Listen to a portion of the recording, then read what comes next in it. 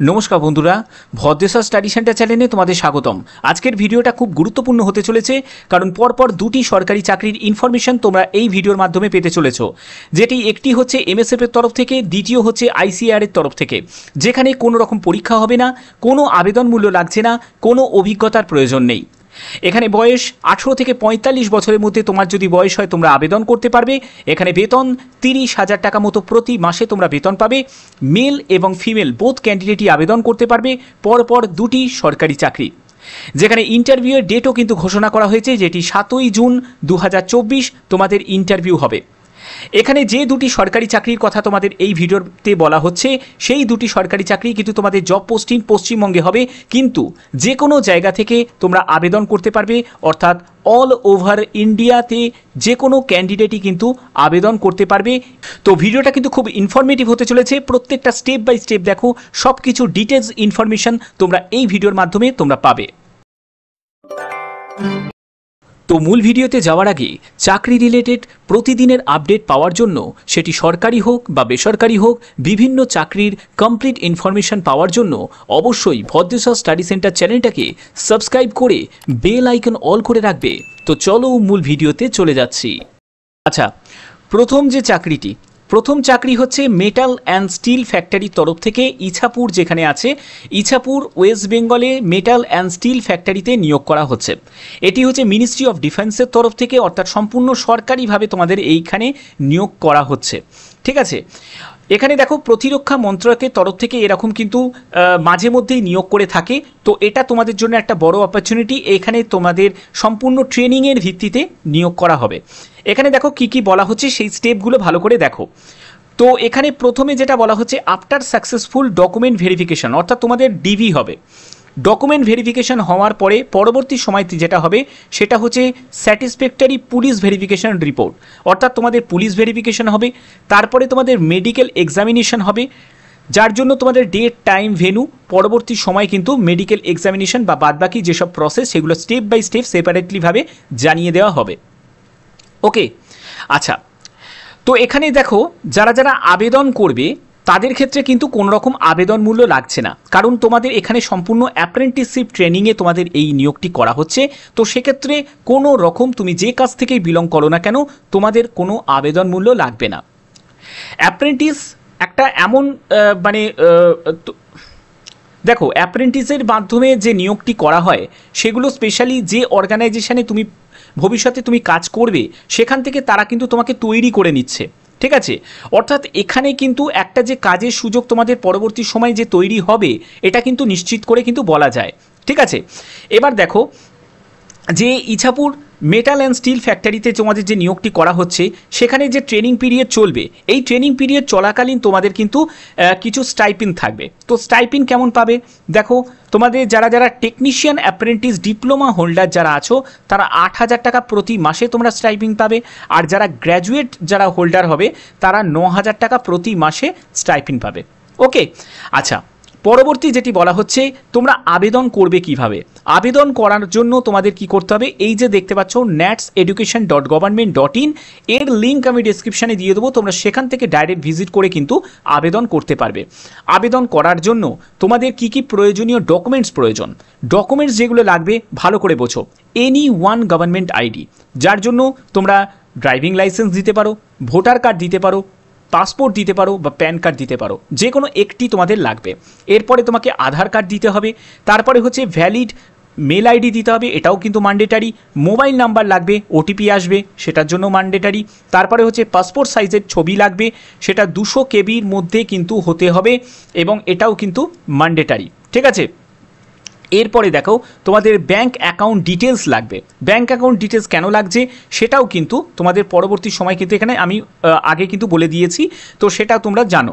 এবার দেখো তোমাদের এখানে যারা যারা আবেদন করবে, আবেদন করার জন্য তোমাদের এজ লিমিট কি প্রয়োজন। এখানে দেখো এজ লিমিট যেটা বলা আছে, ডিপ্লোমা হোল্ডার টেকনিক্যালের ক্ষেত্রে 18 থেকে 22 বছর এজ লিমিট প্রয়োজন। যারা গ্র্যাজুয়েট টেকনিক্যালের জন্য আবেদন করবে তাদের 21 থেকে 25 বছর এজ লিমিট প্রয়োজন। দেখো তোমাদের যদি মনে হয় যে এই এজ ক্রাইটেরিয়া বা এই যে যোগ্যতা, এই যোগ্যতা আমার নেই, তাহলে তোমরা পরবর্তী যে নোটিফিকেশন সেখানে তোমরা ডাইরেক্ট চলে যেতে পারো, বা তোমরা এটাকেও কিন্তু কন্টিনিউ করতে পারো। ঠিক আছে, পরপর দুটি নোটিফিকেশন তোমাদের সামনে আমি তুলে ধরবো এই ভিডিওর মাধ্যমে। তো এখানে দেখো তোমাদের রিল্যাক্সেশন তোমরা পাবে, যাদের এসসি এসটি আছো, এসসি আর এসটি আছো তারা 5 বছর পাবে, ওবিসিরা বয়সে কিন্তু 3 বছর ছাড় পাবে, এবং যারা পিডাব্লিউবিডি ক্যান্ডিডেট তারাও কিন্তু আবেদন করতে পারবে, তারা 10 বছর কিন্তু রিল্যাক্সেশন পাবে। এখানে দেখো তোমাদের যোগ্যতা কি প্রয়োজন, যারা যারা আবেদন করবে তাদের ক্ষেত্রে যোগ্যতা যেটি বলা হচ্ছে সেটি হচ্ছে তোমাদের গ্র্যাজুয়েশন যোগ্যতা। দেখো যারা যারা গ্র্যাজুয়েট অ্যাপ্রেন্টিসের জন্য আবেদন করবে তাদের বিটেক যোগ্যতা প্রয়োজন। সেটি বিটেক তোমরা যদি কম্পিউটার সায়েন্স নিয়ে করে থাকো, আইটি নিয়ে করে থাকো, ঠিক আছে, সেগুলো নিয়ে তোমরা যদি যোগ্যতা থাকে তাহলেও কিন্তু তোমরা আবেদন করতে পারবে। কিন্তু এখানে আবেদন করার আগে অবশ্যই তোমাদের ডিপার্টমেন্ট অফ পোস্টকে তোমাদের দেখে নিতে হবে, তারপরে কিন্তু তোমরা আবেদন করতে পারবে। এবং সেই ডিপার্টমেন্ট অর্থাৎ সেই পার্টিকুলার তোমাদের যোগ্যতা কিন্তু থাকতে হবে সেই ডিপার্টমেন্টে কাজ করতে গেলে। ঠিক আছে, অর্থাৎ মেকানিক্যালের জন্য তোমাদের মেকানিক্যাল যোগ্যতা থাকতে হবে, ইলেকট্রিক্যালের জন্য ইলেকট্রিক্যাল যোগ্যতা থাকতে হবে। ওকে, পরবর্তী যেটি বলা হচ্ছে ডিপ্লোমা হোল্ডার, অর্থাৎ যারা যারা পলিটেকনিক করেছো তারাও কিন্তু আবেদন করতে পারবে। এখানে দেখো তোমাদের ভ্যাকেন্সি টেবিলে এখানে ভ্যাকেন্সি দেওয়া আছে, যারা গ্র্যাজুয়েট অ্যাপ্রেন্টিস মেকানিক্যাল ডিপার্টমেন্টে তাদের 2টো মতো শূন্যপদ আছে, ডিপ্লোমা টেকনিশিয়ানের ক্ষেত্রে 3টি মতো শূন্যপদ আছে, ইলেকট্রিক্যালের ক্ষেত্রে 2টি মতো শূন্যপদ আছে, এবং ডিপ্লোমার ক্ষেত্রে হচ্ছে 3টি মতো শূন্যপদ আছে, মেটালুর্জিক্যালের ক্ষেত্রে 2টি মতো শূন্যপদ আছে গ্র্যাজুয়েট অ্যাপ্রেন্টিসে, এবং ডিপ্লোমা টেকনিশিয়ানের ক্ষেত্রে 3টি মতো শূন্যপদ, অর্থাৎ এখানে 6টি আর এখানে হচ্ছে 9টি মতো শূন্যপদ আছে। তো এই হচ্ছে তোমাদের মোটামুটি আমি তোমাদের ডিটেলসগুলো তোমাদের বলে দিলাম, এবং এখানে তোমাদের সিলেকশন প্রসেস তোমাদের বলে দিই। সিলেকশন প্রসেস এটা সম্পূর্ণ ডিপেন্ড করছে যে তোমাদের কোনো রকম রিটেন এক্সাম হবে না, কোনো রকম কিন্তু ইন্টারভিউ হবে না, এখানে সম্পূর্ণ তোমাদের যে সিলেক্ট করা হবে অর্থাৎ ফাইনাল মেরিট তৈরি হবে সেটা হচ্ছে তোমাদের পার্সেন্টেজ অফ মার্কসের ভিত্তিতে। অর্থাৎ তোমরা গ্র্যাজুয়েশন বা ডিপ্লোমাতে যে নাম্বারটা তোমরা অ্যাচিভ করেছো সেই নাম্বারের ভিত্তিতে কিন্তু তোমাদের চূড়ান্ত সিলেকশন করা হবে। এটা তোমাদের জন্য প্রত্যেকের জন্য যারা যারা এখানে আবেদন করতে ইচ্ছুক এবং যাদের এই যোগ্যতা আছে তাদের জন্য একটা বড় অপরচুনিটি। ওকে, তোমরা যারা যারা আবেদন করতে চাও তারা অবশ্যই ভিডিওটাকে দেখে তোমরা আবেদন করে দিতে পারো। তার জন্য অফিসিয়াল লিঙ্ক আমি ডেসক্রিপশানে দিয়ে দেবো, তোমরা সেখান থেকে ডাইরেক্ট ভিজিট করবে। তো চলো পরবর্তী চাকরিতে আমরা চলে যাচ্ছি। তো পরবর্তী নোটিফিকেশনটা আমি ওপেন করে নিয়েছি, এটা হচ্ছে জব নোটিফিকেশন 2। তো এই নোটিফিকেশনে কি বলা হচ্ছে দেখো, ইন্ডিয়ান কাউন্সিল অফ এগ্রিকালচার রিসার্চের তরফ থেকে নিয়োগ করা হচ্ছে। এটাও কিন্তু পশ্চিমবঙ্গেই তোমাদের কিন্তু চাকরিতে নিয়োগ করা হচ্ছে, এবং এখানে তোমরা দেখতে পাচ্ছ এটা ফিশারিজ যে ডিপার্টমেন্ট আছে, ফিশারিজ রিসার্চ ইনস্টিটিউট যেটা দীঘাতে আছে, দীঘা অর্থাৎ পূর্ব মেদিনীপুর, এখানে কিন্তু তোমাদের নিয়োগ করা হচ্ছে। আরও বিস্তারিতভাবে জানবো, সব কিছু ডিটেলস তোমাদের বলবো। কোন পোস্টে নিয়োগ করা হচ্ছে সেটা একবার দেখে নাও। এখানে অনলাইন তোমাদের ইন্টারভিউ নেওয়া হবে। এটা কিন্তু পোস্টে যে নিয়োগ করা হচ্ছে সেটি ইয়ং প্রফেশনাল আই পোস্টে তোমাদের নিয়োগ করা হচ্ছে। ঠিক আছে, এবং দেখো এখানে তোমাদের ইন্টারভিউ কবে হবে, ইন্টারভিউ যেটা ডেটটা কিন্তু অ্যানাউন্স করা হয়েছে সেটি 7ই জুন তোমাদের ইন্টারভিউ হবে। ওকে, আচ্ছা, তো তোমাদের এখানে আবেদন করতে হবে 30শে মের মধ্যে কিন্তু তোমাদের আবেদন করতে হবে।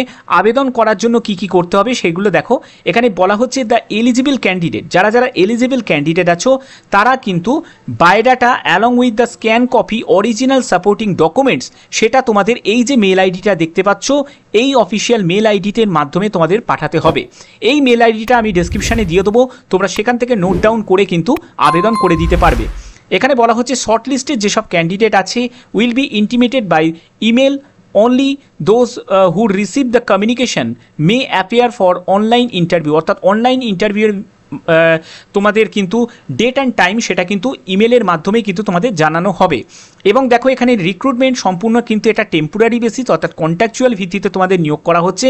এখানে যোগ্যতা কি প্রয়োজন সেটি হচ্ছে ইয়ং প্রফেশনাল ক্ষেত্রে তোমাদের গ্র্যাজুয়েশন যোগ্যতা প্রয়োজন। যদি তুমি ফিশারি সায়েন্স, মেরিন সায়েন্স বা মেরিন বায়োলজি নিয়ে তোমাদের যদি যোগ্যতা থাকে তাহলে তোমরা আবেদন করতে পারবে। এখানে ডিজারেবল মানে অগ্রাধিকার দেওয়া হবে যদি তোমার মাস্টার ডিগ্রি করা থাকে, বাট এটা কিন্তু ম্যান্ডেটারি নয়। ঠিক আছে, এখানে তোমাদের এজ লিমিট কি প্রয়োজন দেখো, এজ লিমিট হচ্ছে 21 থেকে 45 বছরের মধ্যে তোমার যদি বয়স হয় তোমরা আবেদন করতে পারবে। এখানে তোমরা বেতন কত টাকা পাবে, 30,000 টাকা প্রতি মাসে তোমরা বেতন পেয়ে যাবে। এখানে প্লেস অফ ওয়ার্ক সেটা হচ্ছে দীঘা রিজিওনাল যে স্টেশন আছে সেখানে, রামনগর ওয়েস্ট বেঙ্গল, এখানেই কিন্তু তোমাদের কাজ করতে হবে। ঠিক আছে, এখানে কাজের জায়গা তোমাদের এটাই কিন্তু বলা হয়েছে। পরবর্তী যেগুলো এখানে বলা হয়েছে, এখানে আর কিছু ইম্পর্টেন্ট আছে। আচ্ছা, এখানে কিভাবে ফর্মটা ফিল আপ করবে, এখানে একটি অ্যাপ্লিকেশন ফর্ম আছে, যে অ্যাপ্লিকেশন ফর্মটা তোমাদের ফিল আপ করে পাঠাতে হবে। দেখো এখানে অ্যানেক্সার 1, তো এখানে প্রথমে তোমার নামটাকে তুমি ক্যাপিটালে লিখে দিলে, এখানে একটি পাসপোর্ট সাইজের ছবি লাগিয়ে দেবে, এখানে ফাদার বা হাজব্যান্ডের নেম তুমি দিয়ে দেবে, এখানে তোমরা SC ST বা জেনারেল যে কাজ থেকে বিলং করো সেটা তোমাকে এখানে মেনশন করবে। তারপরে হচ্ছে তোমাদের ডেট অফ বার্থ তোমাকে দিতে হবে, এজ অন 30শে মে 2024, অর্থাৎ লাস্ট ডেট অনুযায়ী তোমার এখন বয়স কত সেটা তোমাকে এখানে দিতে হবে। মেল ফিমেল বোথ ক্যান্ডিডেটই কিন্তু এখানে আবেদন করতে পারবে। এখানে প্রেজেন্ট অ্যাড্রেস আপ টু তোমাদের পিনকোড পর্যন্ত কিন্তু সম্পূর্ণ অ্যাড্রেস তোমাদের দিতে হবে। এরপরে হচ্ছে পার্মানেন্ট অ্যাড্রেস যদি সেম হয় ডু বলে লিখে দেবে। তারপরে মেল আইডি, মোবাইল নাম্বার এটাও তোমাদের দিতে হবে। এডুকেশন কোয়ালিফিকেশান কি প্রয়োজন, এডুকেশন কোয়ালিফিকেশানের জন্য একদম মাধ্যমিক থেকে শুরু করবে আপ টু উচ্চ মাধ্যমিক, গ্র্যাজুয়েশন, যত অবধি তোমার এডুকেশন কোয়ালিফিকেশান আছে সব এখানে দেবে। তারপরে বোর্ড, ইউনিভার্সিটি দেবে, কোন ইয়ারে পাস করেছো, কোন কোন সাবজেক্ট ছিল, মার্কস কত, ডিভিশন কোন ডিভিশন সেটাও তুমি দিয়ে দেবে। যাদের গ্রেডে আছে তারা গ্রেডেও দিতে পারো, অসুবিধা নেই। এবার দেখো তোমাদের ওয়ার্কিং বা প্রফেশনাল এক্সপিরিয়েন্স, এটা কিন্তু কোনো ম্যান্ডেটারি নয়, অর্থাৎ এই জায়গাটা আমি স্কিপ করে দিচ্ছি, তোমরা চাইলে এগুলো দিতে পারো, যদি না চাও এগুলো দেওয়ার কোনো প্রয়োজন নেই। এর পরবর্তী হচ্ছে তোমাদের এমপ্লয়ি এলসওয়্যার, অর্থাৎ তুমি কোথাও কি আগে কাজ করেছো, যদি করে থাকো তাহলে ইয়েস দেবে, যদি না করে থাকো তাহলে নো করে ছেড়ে দেবে। এরপরে হচ্ছে তোমাদের লিস্ট অফ প্রফেশনাল অ্যাচিভমেন্ট, তোমাদের যদি কোনো অ্যাডিশনাল ইনফরমেশন বা কোনো অ্যাচিভমেন্ট যদি থাকে সেটা তুমি এখানে ইয়েস করে তোমাদের যাবতীয় ডিটেলস তোমরা দিতে পারো। এগুলো সম্পূর্ণ দেওয়ার পরে তারপরে হচ্ছে তোমাদের কি বলা হচ্ছে, এখানে তোমাকে সই করতে হবে, এখানে তোমার নামটাকে আবার তুমি ক্যাপিটালে লিখবে, ডেটটা দেবে এবং প্লেসটা দেবে যে ডেটে তুমি আবেদনটা করছো। এখানে দেখো একটি ডিক্লারেশন ফর্ম কিন্তু দেওয়া আছে, যেটা তোমাদের টাইম অফ ইন্টারভিউয়ের সময় কিন্তু এটা প্রয়োজন হবে। এমপ্লয়ি অফ দ্য ICAR, আচ্ছা এটা কিন্তু তোমাদের জন্য নয়, এটা কিন্তু যারা যারা এখানে অলরেডি এমপ্লয়ি আছে তাদের জন্য এটা কিন্তু দেওয়া হয়েছে, এটা তোমাদের জন্য কিন্তু নয়। ওকে, তো এই হচ্ছে তোমাদের সম্পূর্ণ কিন্তু অ্যাপ্লিকেশন প্রসেস থেকে শুরু করে যাবতীয় ইনফরমেশন আমি পরপর কিন্তু দেখিয়ে দিলাম। আশা করি তোমাদের ভিডিওটা ভালো লেগেছে, কারণ ভদ্রেশ্বর স্টাডি সেন্টার সব ধরনের চাকরির ইনফরমেশন তোমাদের জন্য প্রোভাইড করে থাকে। তো এখনের মতো এটুকুই, টাটা।